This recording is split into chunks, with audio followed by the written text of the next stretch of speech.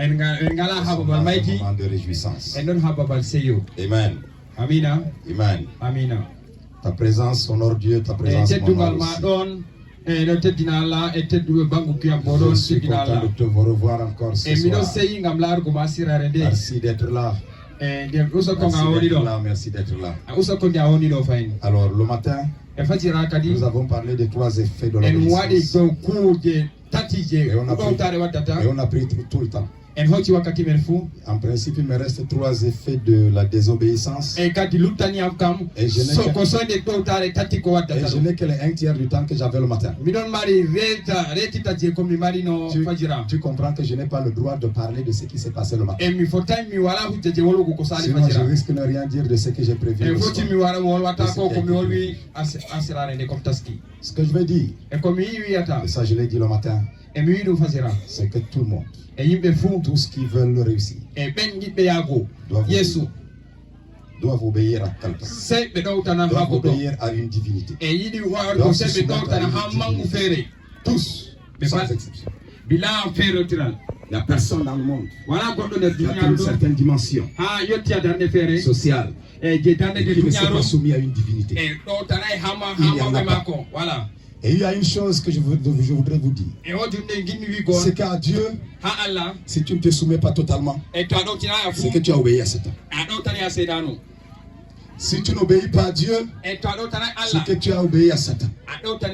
C'est comme ça que ça marche. Et je vous ai parlé l'exemple, je vous ai pris ce matin, parler de Pierre, qui a failli s'enfoncer parce qu'on lui a dit de prendre 2 filets et de jeter dans la mer. Il a pris un seul filet. Il était en train de s'enfoncer. Ça, ce n'est pas les sorciers. Ça, ce n'est pas les démons. Ça, c'est son incrédulité. Votre incrédulité peut vous créer des problèmes. Votre manque d'obéissance peut vous créer des problèmes. Et ça, Satan lui-même est surpris. Il se demande qu'est-ce qui s'est passé. Pourquoi tu es en train de t'enfoncer? Je ne suis pas au courant de l'au-delà. Mes agents ne sont pas au courant de l'au-delà. Les sorciers ne sont pas au courant de l'au-delà. Pierre, qu'est-ce qui s'est passé? De t'enfoncer. Pierre dit, le maître m'a dit, envoyez 2 filets. J'ai envoyé un seul filet. Et le poisson de 2 filets sont rentrés dans un seul filet. Et je suis en train de m'enfoncer. Ce n'est pas un sorcier. Son incrédulité. Son incrédulité, son manque de foi, son refus d'obéir, et en train dans les difficultés, et en train d'aller dans les difficultés, sans que Satan intervienne quelque part, il s'enfonce dans la mer. Père, donne-nous la grâce d'obéir. Père, donne-nous la grâce d'obéir. Et ce soir, nous allons parler des effets de la désobéissance et ses effets. Je suis en grand B. Je suis en grand B. Je vais rapidement survoler le premier point et le deuxième point. Et on va plus s'arrêter sur le 3e point. Parce qu'il y a quelque chose là-bas que je voudrais que tu comprennes. Moïse a cassé les tables de la loi. Moïse a brûlé la Bible. Moïse a détruit la Bible. Dieu n'a rien dit. Dieu n'a rien dit. Mais un jour, Moïse a posé quelque chose. Il a posé un acte. Et Dieu dit, tu n'entres pas à Canaan. Qu'est-ce qui s'est passé? On reviendra. Pour l'instant, j'ai dit je vais survoler. Je devrais m'arrêter à 17h20. Amen, amen, amen. La désobéissance a précipité Satan du ciel. La désobéissance a précipité Satan du ciel. Le refus de garder la position que Dieu lui a donnée. Le refus d'occuper la position que Dieu lui a donnée. La désobéissance aussi, c'est quitter la place. La désobéissance, c'est quitter la place. Quand toi tu es un diable et que tu quittes ta position de diable, il y a quelque chose qui n'a pas marché. La Bible parle d'un homme qui s'appelle Osa. qui s'appelle ça. Un jour, il a vu que quelque chose ne va pas à l'église.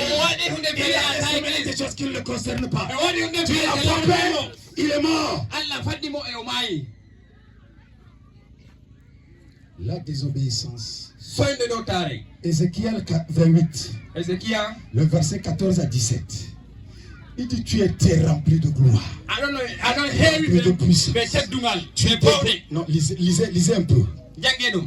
Très rapidement, s'il vous plaît. Je vous en supplie.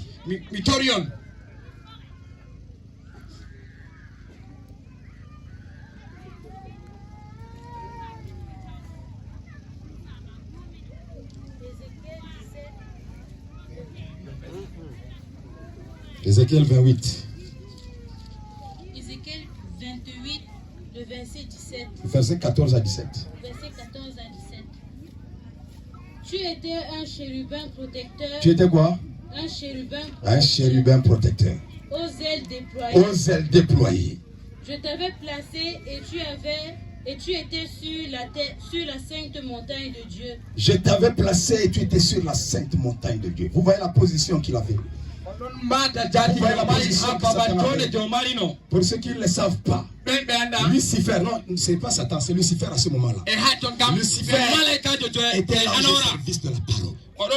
Était l'ange au service de Jésus. Il était celui qui était à côté de Jésus. L'ange au service de la parole. Rempli de beauté, rempli de puissance, rempli de beauté. Il était assez élevé dans la hiérarchie céleste.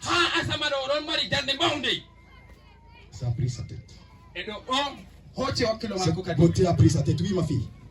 Tu marchais au milieu des pierres étincelantes. Tu marchais au milieu des pierres étincelantes. Tu as été intègre dans tes voies. Tu as été intègre. On parle bien. Tu as été intègre dans ta voie. Et puis qu'est-ce qui s'est passé? Depuis le jour où tu fus créé. Aïe, Jésus, attends, tu as été intègre dans ta voie. Et tu avais la puissance, et tu avais l'autorité, et tu étais respecté, et tu t'obéissais. On marchait sous ta couverture, un ange au service de la parole. Et tu étais rempli de puissance, rempli d'autorité. Tu étais beau, quand tu passais, ça ne laissait personne indifférent. Tu étais puissant. Tu prêchais bien. Tu dirigeais bien. Tu gouvernais bien. Tu étais un homme de Dieu. Respecté. Tu étais un serviteur de Dieu. Respecté. Et tout le monde obéissait quand tu parlais. Parce que tu avais l'onction. Parce que tu avais la puissance. Parce que tu avais l'autorité. Jusqu'au jour. Jusqu'à celui où l'iniquité a été. Jusqu'au jour où l'iniquité a sur toi, a été trouvée chez toi. Jusqu'au jour où l'interdit s'est retrouvé chez toi. Messieurs les hommes de Dieu, le péché détruit le ministère. Le péché détruit le ministère. L'iniquité détruit le ministère. La désobéissance détruit le ministère. Le péché détruit la vie. Le péché détruit la destinée. Il y a des gens qui ont une étoile, qui sont engagés dans la trajectoire du succès. Jusqu'à qu'un jour, ils sont tombés sur une prostituée. Ils ont trouvé la prostituée. Et elle a pris l'étoile. Et les choses ont commencé à les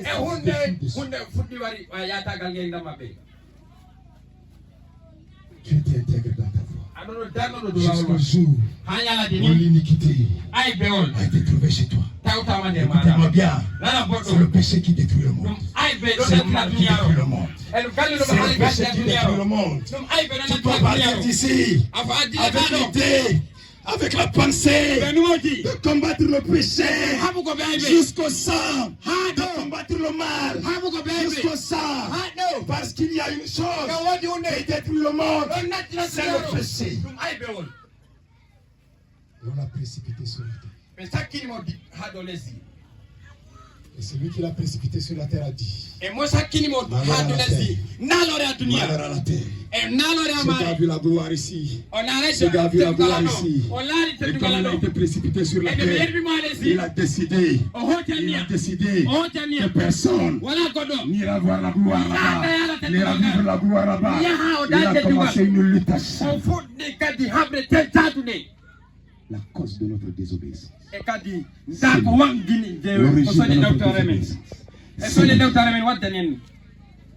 De cet homme. J'ai dit premier point, la désobéissance à il est venu faire la guerre aux hommes. Pour être plus complet. Sa beauté a fait monter l'orgueil à lui. Et il voulait une autre position. Il voulait un poste plus grand. Il voulait une responsabilité plus grande. Il a déjà la capacité de gérer une assemblée. Il a la capacité d'être l'adjoint de la porte. Il peut déjà présider le groupe de femmes. Il pense que maintenant, il peut déjà être président des jeunes. Il pense que maintenant, il doit avoir une position plus grande.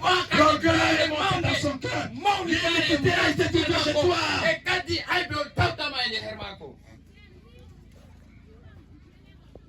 J'ai juste besoin d'être moi. Tu as juste besoin d'être toi.